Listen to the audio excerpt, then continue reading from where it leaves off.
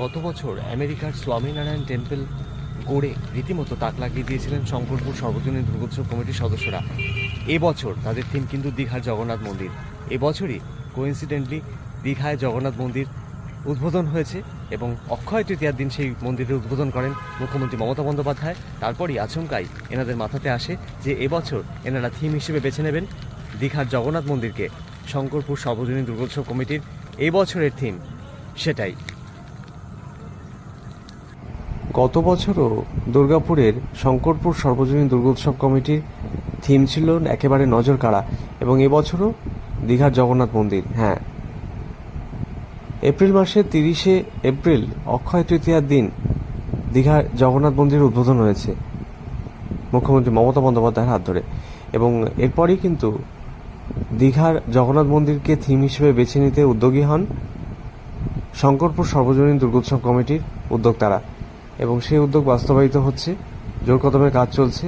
দীঘার জগন্নাথ মন্দিরের আদল হুবহু তুলে ধরার চেষ্টা করছেন পূর্ব মেদিনীপুর, বীরভূম, বিভিন্ন প্রান্ত থেকে আগত মণ্ডপ নির্মাণের কাজে দায়িত্বপ্রাপ্ত শিল্পীরা এবং মণ্ডপ নির্মাণে ব্যবহার করা হচ্ছে মূলত কাঠ, বাঁশ, থার্মোকল, ফোম, কাপড়, বিভিন্ন রকমের রং।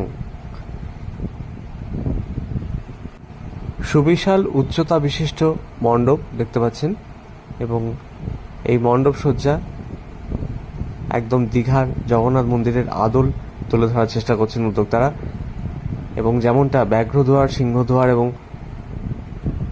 অশ্বদুয়ার তেমনটাই কিন্তু থাকবে এখানেও দীঘার জগন্নাথ মন্দির। হ্যাঁ, এবছর দুর্গাপুরের শঙ্করপুর সর্বজনীন দুর্গোৎসব কমিটির থিম দীঘার জগন্নাথ মন্দির।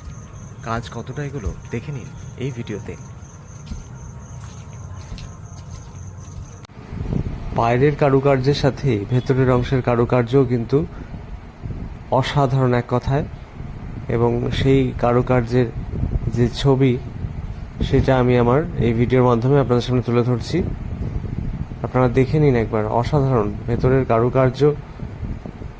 আগের বারেও আমেরিকার স্বামীনারায়ণ টেম্পল অসাধারণ হয়েছিল এবং এবছরও কিন্তু এবারে অসাধারণ ভেতরের কারুকার্যটা দীঘার জগন্নাথ মন্দিরের আদল তুলে ধরা হচ্ছে। একদম হুবহু দীঘাতে যেমনটা আছে তেমনই তুলে ধরার চেষ্টা করছেন উদ্যোক্তারা। দারুণ।